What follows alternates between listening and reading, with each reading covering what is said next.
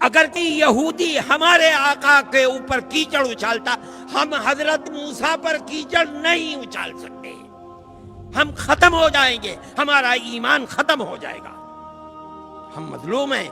اگر کوئی بدھسٹ کیچڑ اچھالتا ہے، رام کا ماننے والا کیچڑ اچھالتا ہے ہمارے آقا پر، ہم نہیں کیچڑ اچھالیں گے۔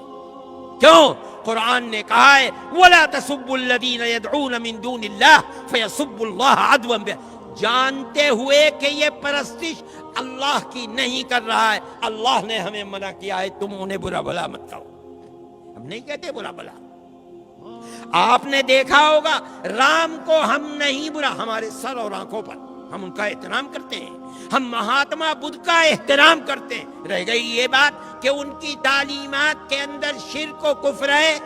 ایک زمانہ گزر چکا، کہتے ہیں 14 لاکھ سال پہلے رام اور سیتا تھی، اس زمانے کے اندر ان کی تعلیمات بدل گئی ہوں، ہو سکتا ہے حضرت عیسیٰ کی تعلیمات بدل گئی، حضرت موسیٰ کی تعلیمات، قرآن کہتا ہے تعلیمات بدل گئی، رام اور مہاتما بدھ کی تعلیمات بھی بدل گئی، ہو سکتا ہے، اور ہو سکتا ہے کہ وہ نبی ہوں۔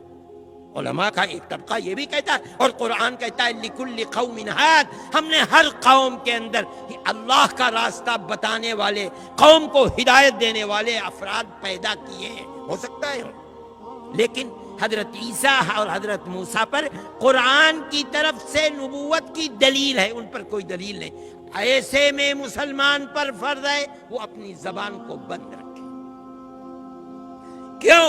کسی نبی برحق پر کیچڑ اچھالنا جس طرح ایمان سے باہر کر دیتا ہے، اسی طرح نبی غیر برحق کو نبی کہنا اسلام سے باہر کر دیتا ہے۔ خاموش۔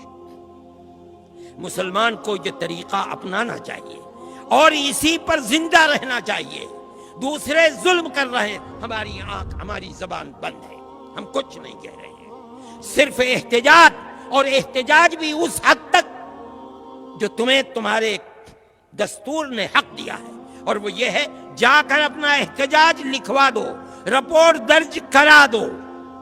اگر نہیں بس چلتا آگے بڑھ کر کے کورٹ میں پہنچ جاؤ، مقدمہ دائر کر دو، یہاں تک تمہارا حق ہے۔ اس سے زائد بڑھو گے تو ملک کے اندر امن و امان قائم نہیں رہے گا، اکثریت کا بھی نقصان ہوگا، اقلیت کا بھی نقصان ہوگا۔ دیکھو ابھی تمہارے برابر میں ہانس روڈ کے اندر ہو گیا، ہندوؤں کا بھی قتل ہو گیا، مسلمانوں کا بھی قتل ہو گیا، دکانیں بھی جل گئیں، بات کچھ بھی نہیں تھی۔ میرے بھائی، جمعیت علماء کبھی جذبات سے نہیں کھیلتی، ہم نہیں کھیلیں گے۔